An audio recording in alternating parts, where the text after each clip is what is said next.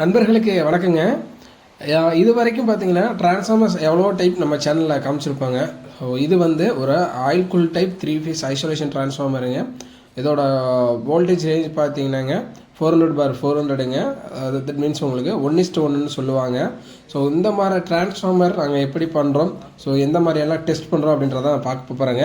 நீங்கள் பார்த்துருக்க channel Arcon electric power கண்ட்ரோல்ஸுங்க. நம்ம manufacture of servo voltage stabiliser, transformer, static stabiliser, அனைத்து விதமான பவர் கண்டிஷன் எக்யூப்மெண்ட்ஸ் பண்ணிகிட்ருக்கோங்க. ஸோ வீடியோக்குள்ளே போகலாங்க. இப்போ பார்த்தீங்கன்னா நீங்கள் பார்த்துட்டு இருக்கிறது ஒரு oil cool type 3 phase isolation டிரான்ஸ்ஃபார்மருங்க. இந்த ஐசோலேஷன் டிரான்ஸ்ஃபார்மரை பற்றி ஏற்கனவே நம்ம வீடியோ போட்டிருக்கோங்க. எந்த மாதிரின்னு கேட்டிங்கன்னா ஐசோலேஷன் டிரான்ஸ்ஃபார்மர்னால் என்ன, அதோட அப்ளிகேஷன் என்ன, அது எந்தெந்த இண்டஸ்ட்ரியிலலாம் யூஸ் பண்ணுவாங்க அப்படின்ற டீட்டெயிலாம் போட்டிருக்கேங்க. ஸோ பார்க்காதவங்க நம்மளோட சேனல்லே வீடியோ இருக்குங்க, பார்க்கலாங்க. நம்ம ஓவராலாக பார்த்தீங்கன்னா ஒரு சின்ன ஒரு இன்ட்ரோ மட்டும் கொடுத்துட்டு அப்படியே நம்ம டாபிக்குள்ளே போயிடலாங்க. ஸோ ஐசோலேஷன் டிரான்ஸ்ஃபார்மர் பார்த்தீங்கன்னா என்ன அதோட டெஃபினேஷன் அப்படின்னு கேட்டிங்கன்னா, டு ஐசோலேட் த லோடுங்க. ஒரு சிம்பிளாக சொல்லணும்னா இதானுங்க.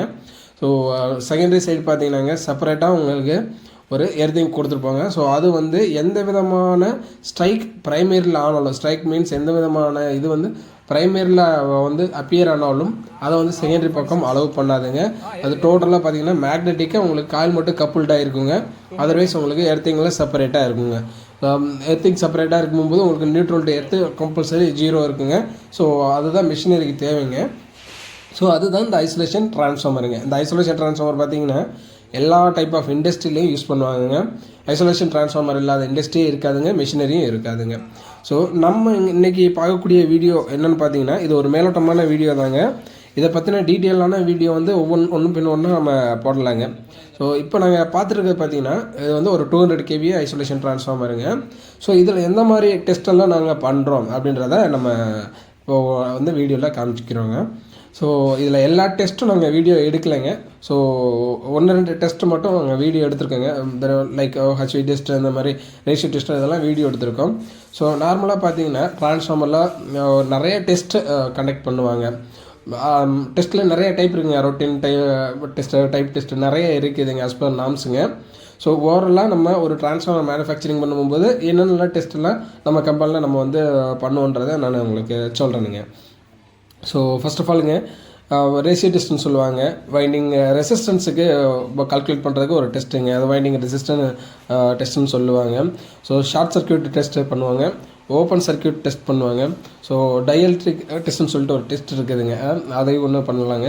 அதுக்கப்புறம் பார்த்தீங்க இன்சுலேஷன் ரெசிஸ்டன்ஸ் டெஸ்ட் இருக்குதுங்க. அதோட இன்சுலேஷன் டைப் ஆஃப் கிளாஸ் கண்டுபிடிக்கிறதுக்குங்க. அதை அந்த இன்சுலேஷன் ரெசிஸ்டன்ஸ், அந்த கொடுக்கக்கூடிய இன்சுலேஷனுக்கு எவ்வளோ ரெசிஸ்டன்ஸ் இருக்குது, அதோட டீட்டெயிலாக பார்க்குறதுக்கான டெஸ்ட்டுங்க.